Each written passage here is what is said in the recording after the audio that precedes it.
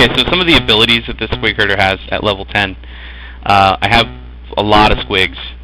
So I've got my summoned squig, I've got my regular squig, I've got my horned squig, and I've got my gas squig, and I've got my spiked squig. The horned squig is basically the same as the regular squig, but he does a bit more damage, and he also increases your range by 10% as long as he's alive.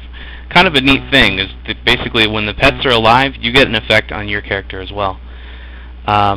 The basic squig is usually the best one for tanking and PvE because he taunts all the time, so it makes life a lot easier. The gas squig is ranged. Your armor is increased by 100% as long as the squig is alive, so that's pretty awesome. The spiked squig basically poisons people, and your chance for critically hitting is increased by 5% as long as this squig is alive. So let's show you a little bit of all of them if we can. Basic squig, you're all going to play with those eventually, so I'm just going to kill him and summon a horned squig. And that's a horned squig, pretty similar to the basic squig, so no point in really showing him, he's just basic melee. Gas squig. Since he's a bit different, we'll go ahead and try to kill something with him. Splack.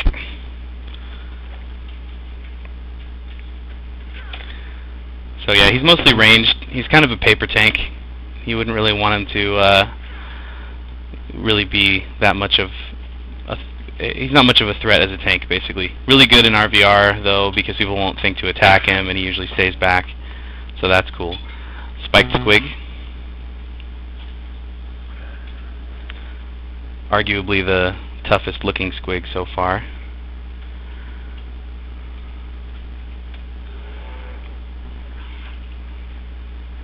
So he poisons the enemies.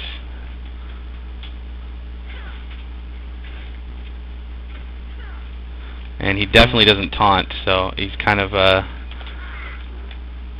so-so from what I've seen. I just got him at level 10, so I haven't played with him all that much. So now, a couple of the squig abilities. You got your farty squig, and it's called farty squig, guys.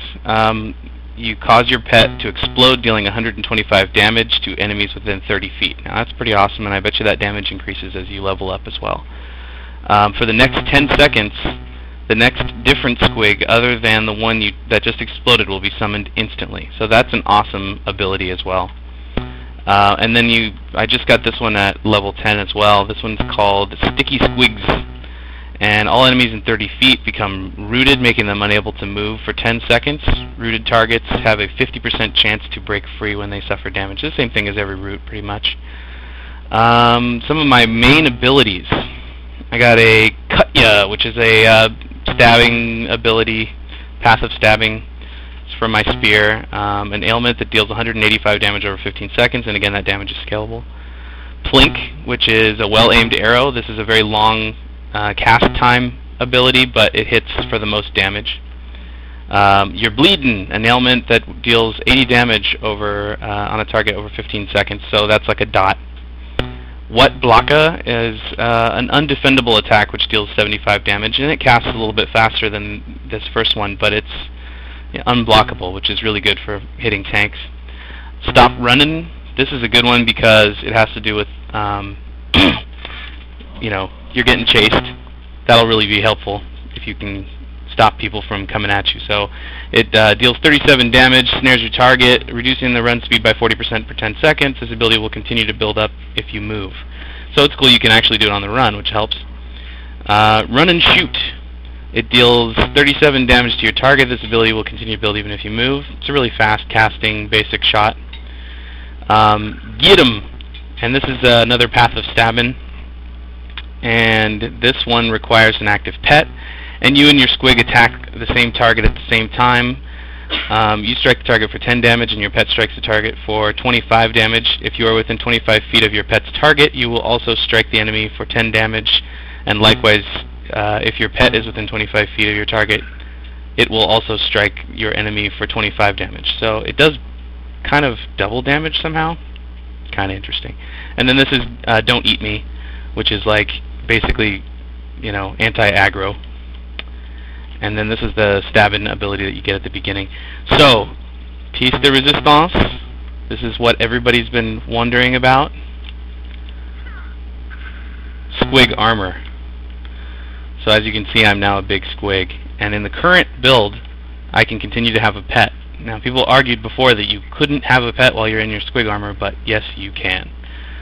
So this basically negates all of your bow abilities, but gives you some pretty impressive melee and armor capabilities.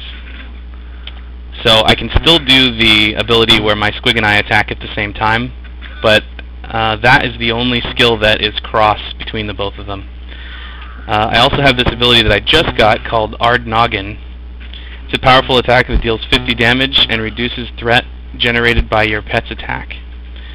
So it kind of taunts the enemy off of your pet, which is useful if you're using the gas squig because he's not a very good tank.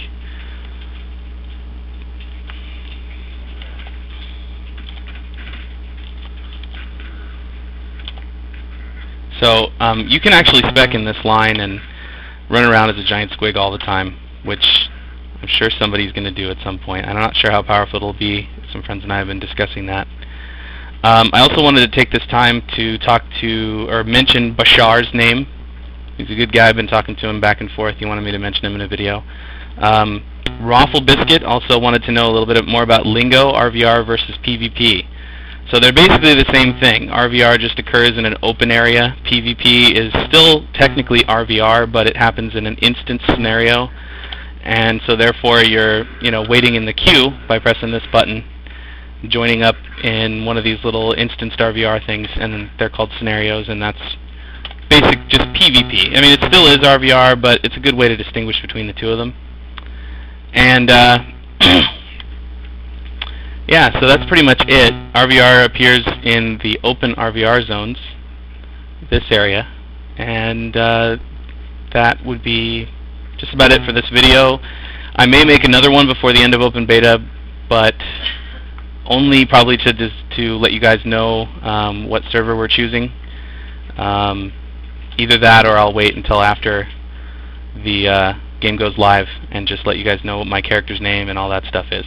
So I would wave, but obviously emotes are not working when you're a squig, because yeah, you're inside the squig. So that's it for now, and see you next time.